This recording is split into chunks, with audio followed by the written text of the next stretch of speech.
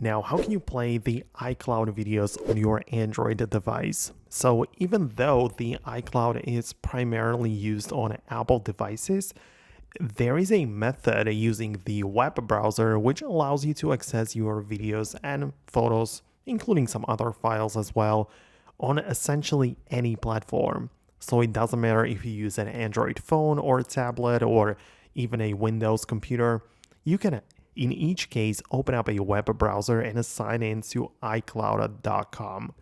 So this way you can access the same platform and the same files stored, but from within a web browser. So you are naturally going to be required to use and have your credentials ready, like your Apple ID, which is usually the email address, but it also might be a phone number. So you will need that, plus the correct password, of course. If you have the two-factor authentication, you'll need that as well to confirm your identity.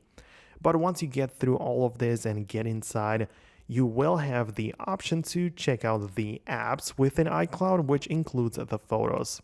And in there, you can check out the photos on the cloud, play them, click on the videos if you want, and also download them for local usage. So you can save those videos to your local Android Files app or the gallery, wherever you like it.